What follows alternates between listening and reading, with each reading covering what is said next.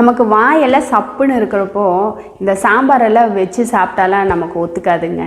கொஞ்சம் சுல்லுன்னு காரமாக ஒரு புளிக்குழம்போ இல்லை காரக்குழம்போ வச்சு சாப்பிட்டா ரொம்பவே சூப்பராக இருக்கும். அதுவும் இந்த நெத்திலி கருவாடு போட்டு வச்சு செஞ்சோன்னு வச்சுக்கோங்களேன், ரொம்ப ரொம்ப சூப்பராக இருக்குங்க. சாதத்தோடு மட்டும் இல்லாமல் நம்ம இந்த ராகி களி கம்பு களி கூடலாம் வச்சு சாப்பிட்றதுக்கு இன்னுமே சூப்பராக இருக்கும்.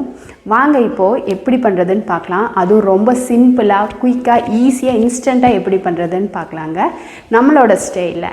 Welcome to our channel cook with Suji. இங்கே நம்ம 100 கிராம் அளவிலான நெத்தில் கருவாடு எடுத்து க்ளீன் பண்ணி ஊற வச்சுருக்கோங்க. ரொம்ப நேரம்லாம் வேணாம், ஒரு 10 நிமிஷம் போல் ஊறுனா போதும். அதில் இருக்க உப்பு அழுக்கெல்லாம் போயிடும். அதுக்காக தான். அடுத்ததாக நம்ம இங்கே ஒரு மிக்சர் ஜார் எடுத்துருக்கோம். இதில் ஒரு 2 பல் அளவுக்கு பூண்டு சேர்த்திக்கலாம். கூடவே ஒரு சில் அளவுக்கு தேங்காய் எடுத்துக்கலாங்க. அடுத்ததாக ஒரு 1/4 டீஸ்பூன் அளவுக்கு சோம்பு இது கூட சேர்த்திடலாம்.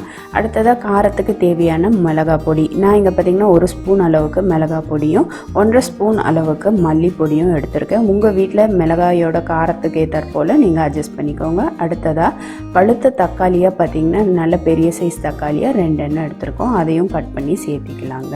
இந்த தேங்காய் பார்த்திங்கன்னா தேங்காய் துருவலாக எடுக்கிறீங்க அப்படின்னா 2 ஸ்பூன் அளவுக்கு மட்டும் எடுத்துக்கோங்க. அதிகமாக தேங்காய் சேர்த்திங்கன்னா இந்த குழம்பு நல்லா இருக்காது. இப்போ இதை தண்ணி தெளித்து லைட்டாக நல்ல ஒரு பேஸ்ட்டாக அரைச்சி எடுத்துகிட்டு வந்துடலாம். அந்த தக்காளி ஈரத்துலேயே அரைச்சாலும் நல்லா தான் இருக்கும். பாருங்கள், இப்போது நம்ம நல்ல இந்த அளவுக்கு பேஸ்ட்டாக அரைச்சி எடுத்து வச்சுருக்கோம். இப்போ இது ரெடி ஆகிடுச்சு. அடுத்ததாக நம்ம இங்கே ஒரு வானொலி வச்சுருக்கோங்க.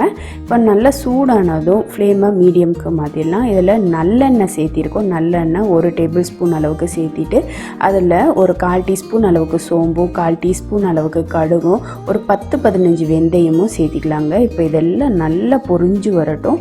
பொரிஞ்சு வந்ததுக்கப்புறமா நான் இங்கே பூண்டு பார்த்திங்கன்னா ஒரு 3 பல் பூண்டு நீல வாக்கில் கட் பண்ணியிருக்கேன். அதுவும் இதோட சேர்த்திடலாம். கூடவே ஒரு ஈர்க்க அளவுக்கு கருவேப்பிலையும் சேர்த்திடலாங்க.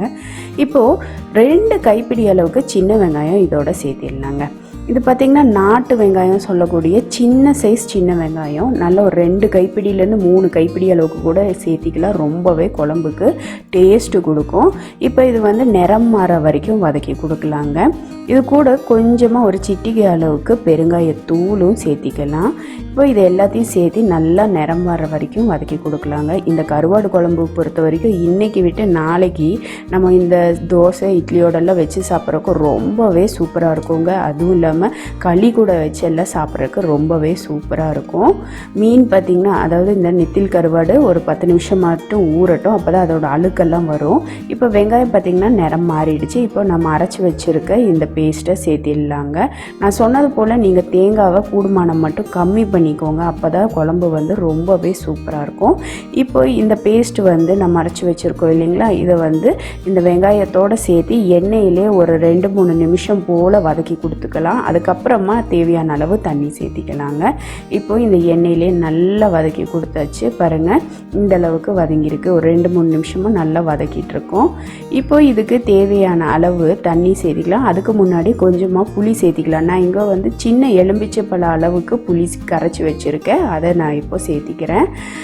புளியோட புளிப்புத்தன்மை உங்கள் வீட்டில் எந்த அளவுக்கு சேர்ப்பீங்க, இல்லை நீங்கள் இங்கே வச்சுருக்க புளியோட புளிப்புத்தன்மை எந்த அளவுக்குன்னு எனக்கு தெரியாது இல்லைங்களா. அதனால் அதுக்கு ஏற்றாற் போல் நீங்கள் கூட குறைய சேர்த்திக்கோங்க. ஆனால் ஒரு பல் கூட புளிப்பாக இருந்தது அப்படின்னா நாளைக்கு வச்சு சாப்பிட்றதுக்கு ரொம்பவே சூப்பராக இருக்கும். இதுக்கு குழம்புக்கு தேவையான அளவு தண்ணியும் தேவையான அளவு உப்பு சேர்த்திடலாம். நான் உப்பு பார்த்திங்கன்னா அளந்து தான் சேர்க்குறேன், அதிகமாக சேர்க்க கிடையாது. கடைசியில் கூட பத்தாட்டி நம்ம சேர்த்திக்கலாம். ஏன்னு கேட்டிங்கன்னா, நமக்கு கருவாடுலேயே உப்பு இருக்கும். ஆல்ரெடி 10 நிமிஷம் ஊற வச்சுருக்கோம். இருந்தாலும் பார்த்து கடைசியில் அட்ஜஸ்ட் பண்ணி சேர்த்திக்கலாம்.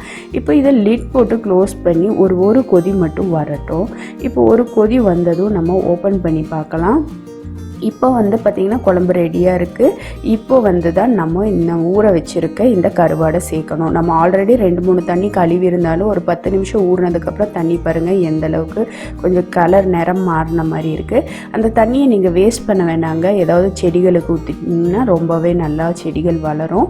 இப்போது இந்த கருவாடு சேர்த்ததுக்கப்புறமா ஒரு 10-15 நிமிஷம் மீடியம் ஸ்லோவில் வச்சு வேக விடுங்க. ஹையில் வச்சு வேக விட வேண்டாம், மீடியம் ஸ்லோவில் வச்சு வேக விடுங்க. பாருங்கள், மூடி வச்சு வேக விட்டு எடுக்கலாம். ஒரு 15 நிமிஷம் கழித்து ஓப்பன் பண்ணி பார்த்தா அந்த எண்ணெயெல்லாம் நல்லா தெளிஞ்சு வந்து பாருங்கள் எவ்வளோ டெம்டிங்காக இருக்குது பார்க்குறக்கே. இது பார்த்திங்கன்னா இந்த ஒரு கரண்டி அளவுக்கு குழம்பு ஊற்றினாலே போதுங்க, நீங்கள் ஒரு தட்டு நிறைய சாதத்தை வச்சு சாப்பிட்லாம். அந்தளவுக்கு டேஸ்டியாக இருக்கும். மறக்காமல் புளி மட்டும் உங்களோட புளிப்புத்தன்மைக்கு ஏற்றாற் போலவும் கொஞ்சம் ஒரு பல் கூட இருந்ததுன்னா அடுத்த நாள் வச்சு சாப்பிட்றதுக்கு இன்னுமே டேங்கியாக சூப்பராக இருக்கும். கடைசியாக கொத்தமல்லி தலையை தூவி விட்டுடலாங்க. அவ்வளோதாங்க, சிம்பிளான டேஸ்டியான கருவாடு குழம்பு ரெடி ஆயிடுச்சு. உங்களுக்கு இந்த வீடியோ பிடிச்சிருந்தால் லைக் பண்ணுங்கள், ஷேர் பண்ணுங்கள். மறக்காமல் வீட்டில் இதே மெத்தடில் கருவாடு குழம்பு செஞ்சு எப்படி இருந்ததுங்கிறத கமெண்ட் செக்ஷனில் போஸ்ட் பண்ணவும் மறந்துடாதீங்க ஃப்ரெண்ட்ஸ்.